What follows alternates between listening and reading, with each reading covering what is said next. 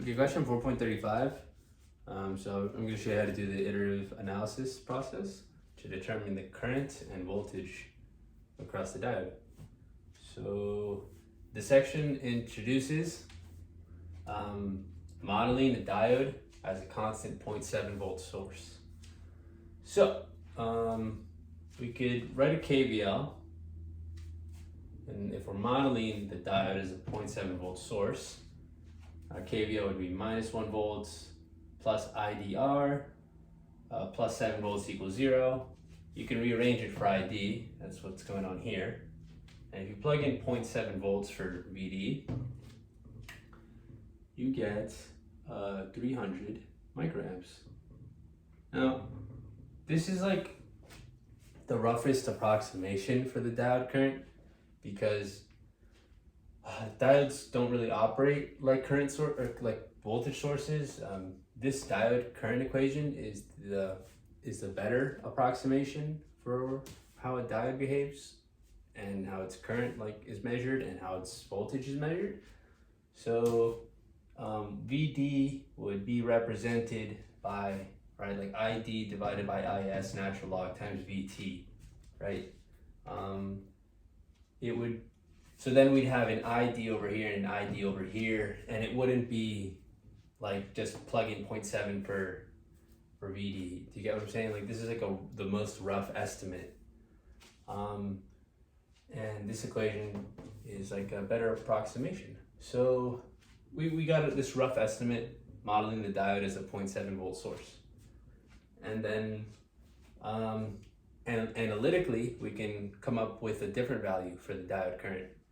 We can go ahead and plug in 0.7 for VD.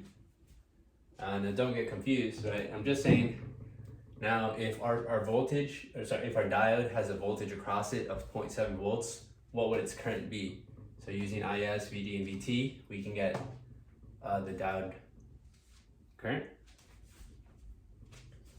So now we have two different diode current values. One was produced by modeling diode as a 7 volt source, 0.7 volt source, and the other one was produced using the diode current equation and 0.7 volts is VD. So how do we do the iterative method maybe, or here's how you do the iterative method. Use this equation. This equation is formed by using two of these, one for I1, one for I2, dividing and rearranging.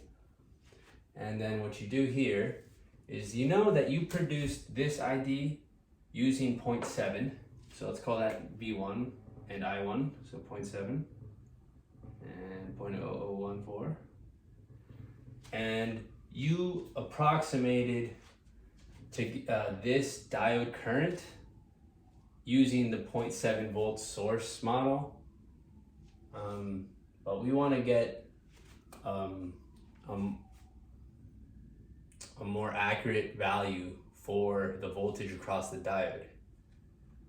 The diode is conducting and we're measuring a current of 300 microamps.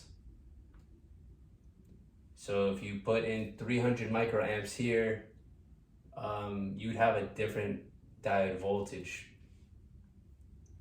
I wish I could say that in a better way, but you get what I'm saying, right?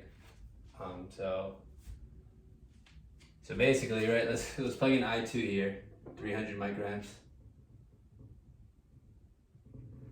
And let's solve for V2, the V that would produce 300 microamps, because it's not 0.7 volts. That came up from this rough approximation. So then we can solve for V2, and V2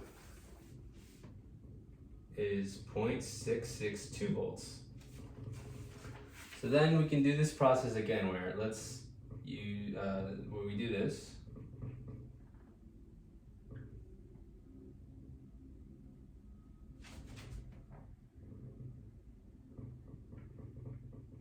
So we come up with like a super rough estimate for the diode current using the more close accurate to real value voltage across the diode, but it's still a rough estimate because we're using this equation. And then so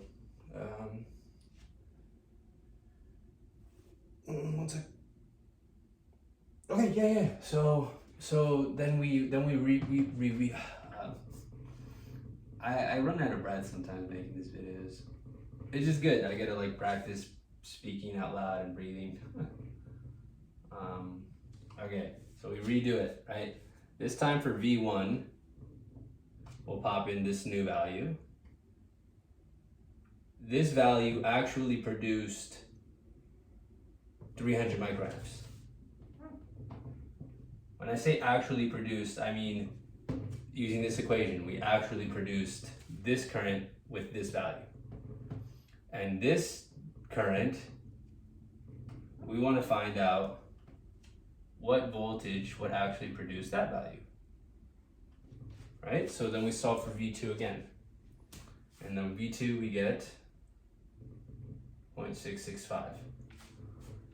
You can do the whole thing again, get ID, and then get V2. This is what I got. I got ID is 335. And then I got V2 is equal to 0.6647. And you can keep going, but that's as far as I'll go. So yeah. Note, that value is a little bit different from what I got using the graphical analysis by plotting these two and finding the point of intersection. The values there were 0.6635 and the current was 336.5 microamps. So it's all close, but